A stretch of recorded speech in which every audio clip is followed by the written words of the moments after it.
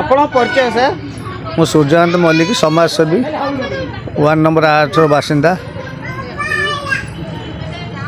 କ'ଣ କହିବେ ଆଜି ହେଉଛି ଅଷ୍ଟମୀ ପୂଜା, ଭକ୍ତଙ୍କର ଲାଗିଛି ଭିଡ଼, କ'ଣ କହିବେ ସାର୍? ହଁ, ନିଶ୍ଚିତ କରିକି ଓଡ଼ିଆ ଜାତିର ଗର୍ବ ଗୌରବ, 12 ମାସର 13 ପର୍ବ।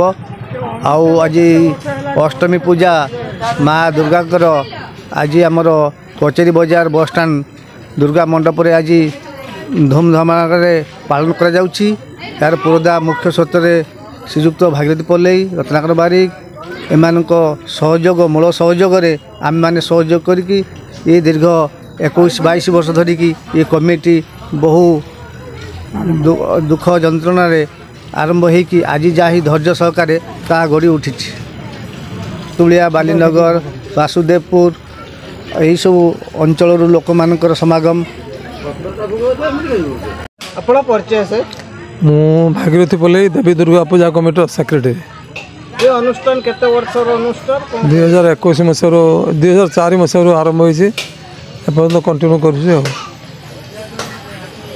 ଏ ଅନୁଷ୍ଠାନକୁ କେଉଁ କେଉଁ ଅଞ୍ଚଳରୁ ଭକ୍ତମାନେ ଆସନ୍ତି? ଏ ପୂଜାର ରୀତିବିଧି କ'ଣ ରହିଛି?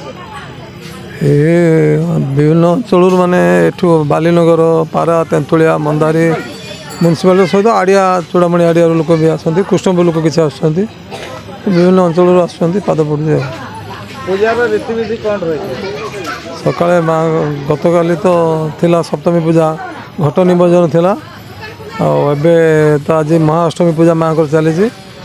ଆଉ ଦଶହରା ଦିନ ରାବଣ ପୋଡ଼ି ହେବ। ସ୍ୱତନ୍ତ୍ର ଆମ କମିଟିରେ ସ୍ୱତନ୍ତ୍ର ଗୋଟେ ଆମେ ପାଳନ କରୁଛୁ ରାବଣ ପୋଡ଼ି ମହୋତ୍ସବ।